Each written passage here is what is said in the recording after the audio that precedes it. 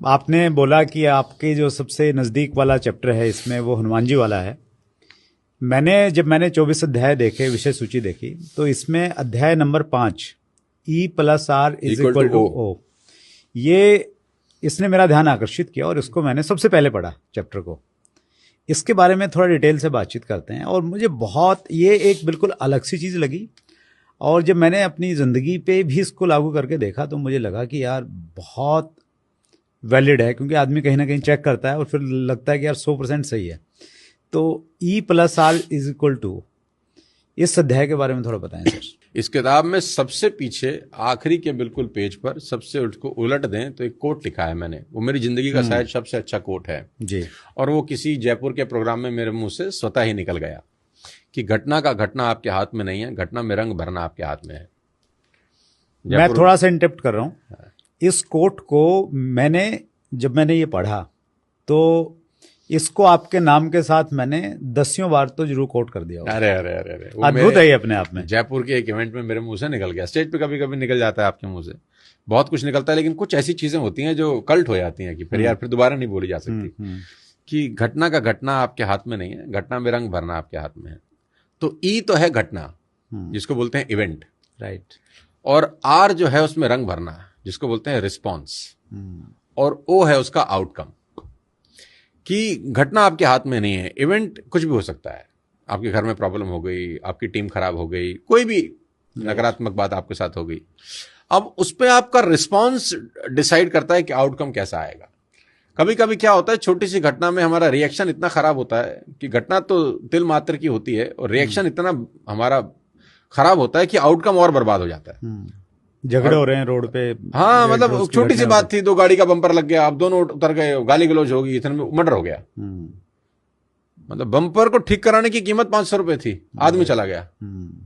घटना इतनी सी थी, लेकिन रिएक्ट किया रिस्पॉन्स करने की बजाय, आउटकम खराब हो गया। इसके 2-3 उदाहरण मैं आपको देता हूं। प्लीज। अब जब शूर्पणखा रावण के पास भागती हुई आई ना कि मेरी नाक काट दी, अब ये घटना है एक जी, ठीक, कि कोई गया, उसकी नाक कट गई, अपने भाई को कंप्लेंट कर रही है कि मेरी नाक कट गई, ये घटना है। अब इसका रिस्पॉन्स क्या है? अब रावण ने इसका रिस्पॉन्स ऐसे दिया कि बहना छोड़ूंगा नहीं, जिसने तेरी नाक काटी है उसको तो मैं दिखाता हूं अब। ये है रिस्पॉन्स। आउटकम में क्या हुआ? पूरा कुल समाप्त हो गया। ठीक। रिस्पॉन्स ऐसा भी हो सकता था कि वो शूर्पणखा से पूछ लेता कि तू वहां करने क्या गई थी। मतलब काउंटर क्वेश्चन पूछता ना कि तू क्या करने गई थी वहां, बता, सच सच बता, वहां तुम्हारे बीच में हुआ क्या।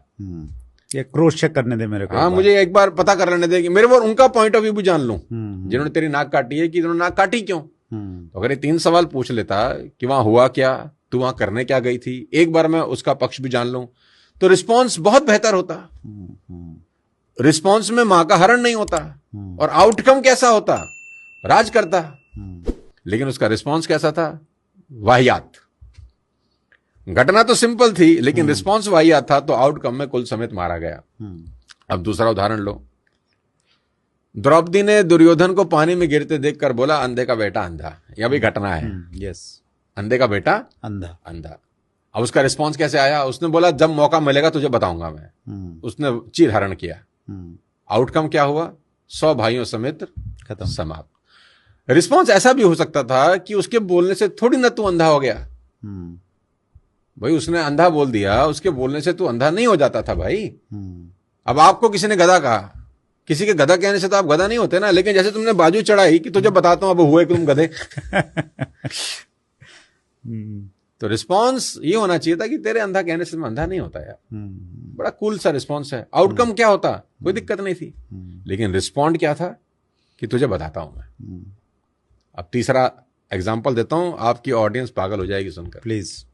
तीसरा एग्जाम्पल इसका यह है कि इवेंट इतना खतरनाक है, और रिस्पॉन्स देखना फिर आप। इवेंट ऐसा है कि सौतेली माँ राम को कहती है 14 साल के लिए चला जा।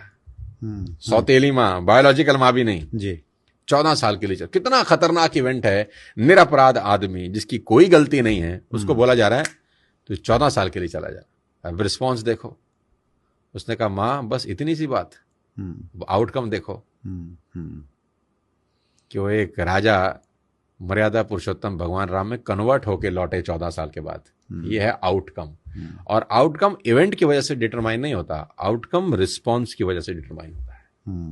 अब 3 आपको मैंने अलग अलग एग्जाम्पल दिए, पहले 2 में रिस्पॉन्स इतना वाहियात था, कुल समाप्त हो गया, और तीसरे में रिस्पॉन्स इतना शालीन था कि आज युगों बाद भी भगवान राम की चर्चा होती है सिर्फ उस एक रिस्पॉन्स के कारण। अगर वो अटक जाते उस दिन कि मैं नहीं जाता, मैं कैसे चला जाऊं, गृह युद्ध हो जाता।